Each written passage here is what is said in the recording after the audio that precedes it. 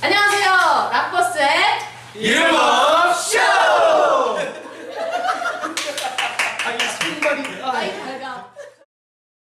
락버스의 근본 없는 연극 코멘터리 쇼 이름 없이 쇼에 오신 걸 환영합니다. 네, 우선 오늘은 저희가 2016년 올해죠. 올해 3월 18일부터 4월 7일까지 공연을 올렸던 바보를 찾는 7인의 등장인물이라는 연극을 리뷰할 건데요. 우선 오늘 게스트분들이 정말 많이 오셨어요. 그래서 자기소개 한 번씩 제가 부탁드릴게요. 우와. 깜짝이야. 안녕하세요. 저는 이번 공연에서 포스터에는 없는 하브리치 역할을 맡은 이영민입니다. 네, 저는 이번 작품에서 화목토 루카를 맡은 최지식이라고 합니다. 네, 안녕하세요. 저는 이번 작품에서 무대 디자인을 하고 실제 디자이너로 연극에 참여했던 락버스의 막내 천지인입니다. 네, 안녕하세요. 저는 이번 작품에서 월수군 루카를 맡은 전준서라고 합니다. 반갑습니다. 네, 안녕하십니까. 저는 수금일 파로니 편집장 역을 맡은 윤성원입니다. 반갑습니다. 나도 수금이구나. 네, 그리고 오늘 이 자리에는 못해주신 화목토 파로니 홍승일 선배님, 그리고 박미리 선배님, 그리고 신유정 선배님 자리 함께 해주셨으면 좋았을 것 같았는데 그래도 없으신 만큼 다들 힘내서 열심히 촬영해 보도록 하겠습니다. 네. 네, 우선 첫 번째 질문은 이 연극에 관해서 저희들이 시청자분들한테 좀 알려드려야 될 것 같아서요. 아무래도 선배님한테 여쭤보는 게 가장 네. 반갑습니다. 저는 이 작품은 루이지 피란델로라는 이태리 작가의 100년 전 작품 중에 바보라는 텍스트를 저희 연출님 이하, 윤여지 작가님, 기타 락버스의 식구들이 같이 윤작을 했다라고 해야 되나? 그러니까 요즘 좀 시대에 맞게끔 원작의 단편의 바보라는 작품하고 그 다음에 또 원작자의 그 제목이 뭐지? 작가를 찾는 6인의 등장인물이라는 희곡이 또 있어요. 근데 그 작품의 어떤 구성하고 바보라는 작품을 적절히 우리의 어떤 시대에 좀 녹여서 새로운 작품을 만들었죠. 그게 바보를 찾는 7인의 등장인물입니다.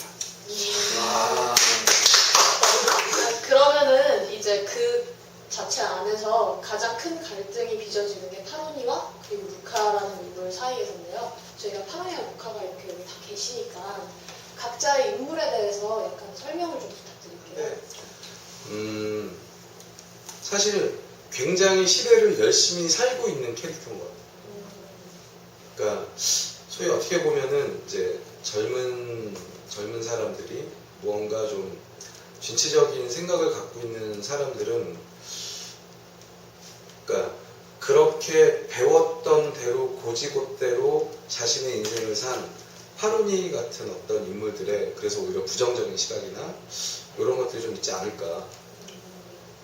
하지만 또 이 외부에서 봤을 때 파로니 같은 어떤 인물들은 그만큼 자신의 인생을 굉장히 열심히 살아왔기 때문에 굉장히 상당히 큰 지점에 올라가 있거든요.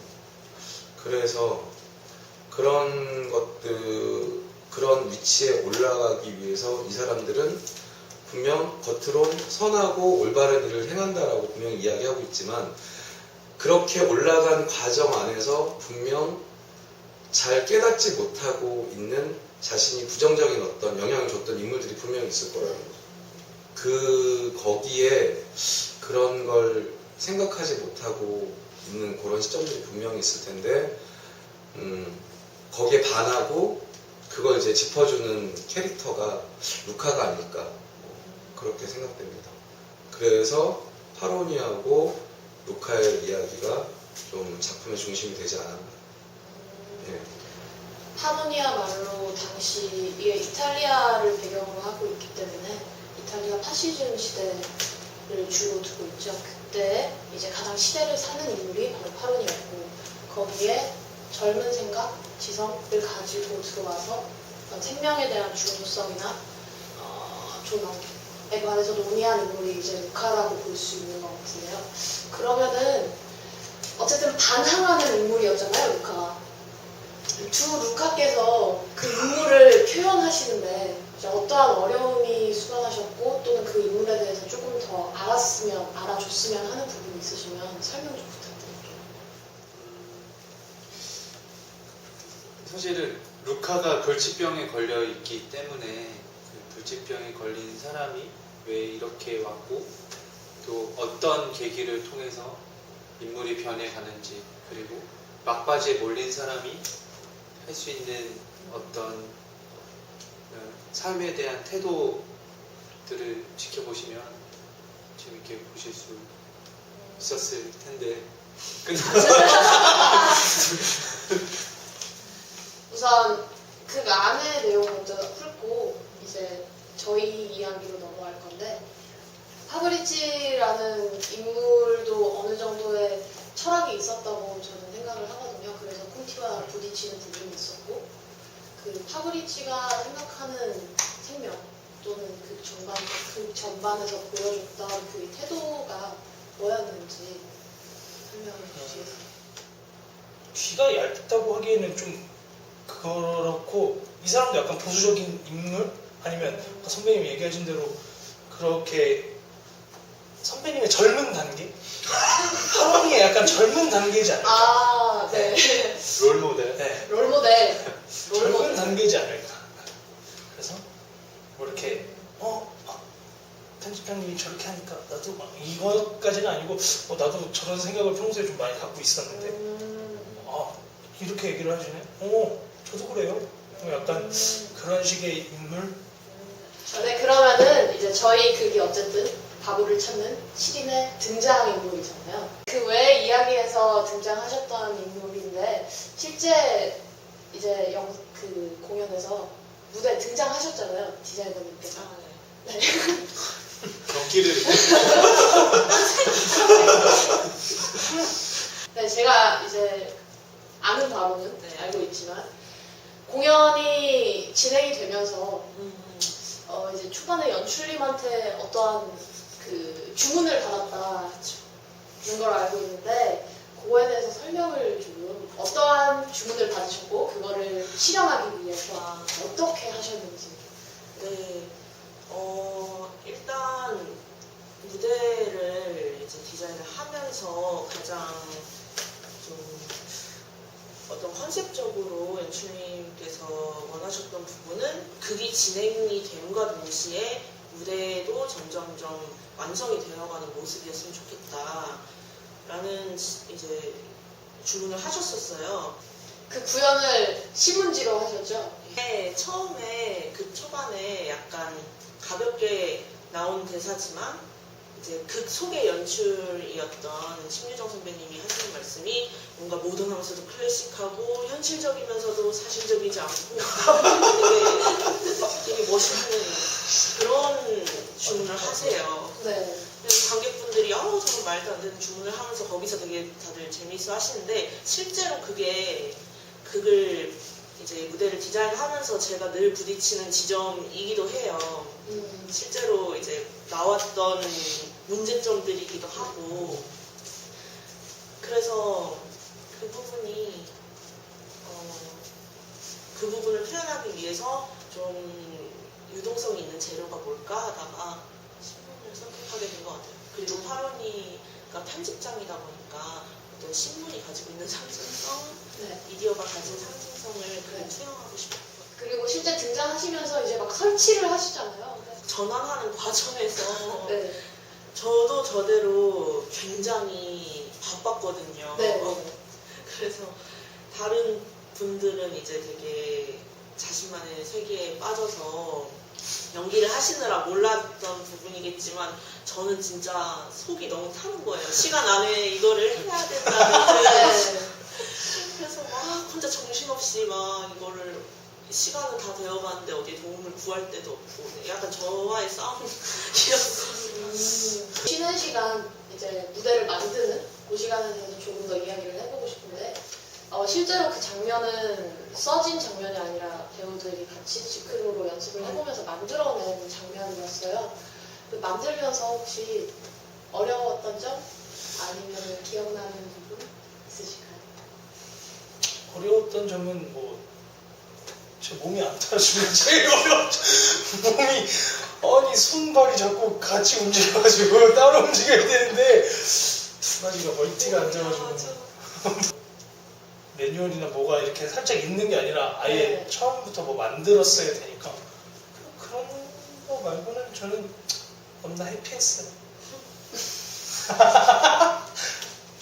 공연을 할 때 배우 자신이 각자 가장 신경 썼던 부분이 있을 거거든요. 사실 그 인물 자체가 언론인이니까 그 당시 뭐 요즘은 신문사에서 담배 못 피겠죠. 근데 그 당시에는 분명 사무실 안에서 그 줄담배나 파이프를 계속 물고서 아마 그 팬대를 굴리지 않았을까. 이제 그런 분위기를 살리고 싶어서 사실 이제 생각을 했던 게 파이프 담배였는데,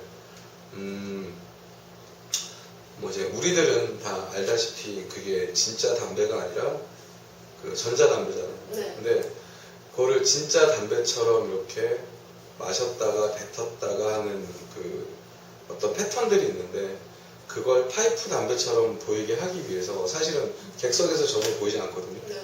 근데 혼자 연기하면서 그 자연스러운 어떤 리듬을 찾는 거예요. 근데 그게 너무 어려운 거죠. 어떨 때는 이제 뭐 생각을 할 때는 좀 깊이 마셔야 되고, 그러고 뭐 좀 심리적으로 불안할 때는 굉장히 뭐 여러 번 들이마셔야 되고, 이제 연기하면서 그런 걸 분명히 만들어 놨는데 공연하면 조금 더 긴장감이 생기니까 그걸 과하게 해서 이렇게 저도 애용하긴 하지만 되게 힘들었죠. 숨이 막힌다거나. 저는 힘들었던 거 생각하면은 그러니까 다양한 예술가가 있잖아요. 연출가도 있고 네. 저도 배우로서 생각하는 부분이 있고 저희 상대 배우가 생각하는 부분들이 있는데 그런 부분들을 조율해 나가면서 좋은 장면들을 좋은 공연을 만들기 위해서 이렇게 수정해 나가는 과정들이 어느 순간에는 불안했다가 그런 것들이 좀 힘들었던 것 같아요. 스스로 생각하기에 뭔가 안정감을 느끼지 못하고 무대에 올라가야 되는 순간들. 근데 그 순간도 최선을 다하고 있었기 때문에. 지금 분위기를 바꿔서 이제 분장실 얘기를 좀 해볼게요. 굉장히 좀 아담한 정도의 분장실인데 영민이가 들어오면은 굉장히 비좁은 규모의 분장실이고 거기서 얘가 밥 먹고 방귀 끼고 술 마신다고 생각하면 분위기 좋을 때 엔딩하면 될 것 같은데. 할 건데요. 저는 뭐 너무 즐겁고 행복한 시간이었고요. 그냥 또 같이 하고 싶어요. 네, 그냥 다른 거 필요 없이 그냥 또 같이 하고 싶어요. 네. 사랑합니다. 저는 그 힘들기도 힘들었지만 가장 먼저 생각나는 건 성장이지 않았나라는 생각이 들어요. 성장이 있었던 공연이었습니다. 저는 아무래도 처음으로 대학로상 공연이기 때문에 굉장히 뜻깊었던 공연이었고요. 좋은 분들하고 함께 작업할 수 있어서 너무 좋았어요. 네. 네, 저도 뭐 공연하면서 많이 힘들고 또 포기할까도 생각 많이 했었는데 저도 마찬가지고 성장을 하게 됐고 많이 배웠고 또 선배님들한테 많이 배우기도 했고 감사했던 공연이었던 것 같습니다. 예, 뭐 저는 일단 이 작품이 어떻게든 조금 더 이렇게 좋은 기회에 좀 더 이렇게 이 팀들이 다시 모여서 좀 더 좋은 퀄리티의 작품으로 다시 한번 할 수 있는 기회가 있으면 정말 좋겠다. 뭐 이런 생각을 하고 있고요. 이 작품 저기 꼭 한 번씩 찾아서 봐주셨으면 좋겠습니다. 감사합니다. 네, 여러분 오늘 락버스가 2016년에 공연을 올렸던 바보를 찾는 7인의 등장인물이라는 연극을 저희가 함께 리뷰해봤고요. 그리고 이야기를 하면서 이제 배우들의 땀과 수없는 블로킹과 그리고 시간과의 싸움과 그리고 수정해 나가는 그 모든 과정을 거친 저희의 공연이 여기 어디? 여기에 이렇게 풀 영상으로 있으니까 꼭 한번 확인 부탁드리겠습니다. 네, 지금까지 라버스의 이름 쇼! See ya!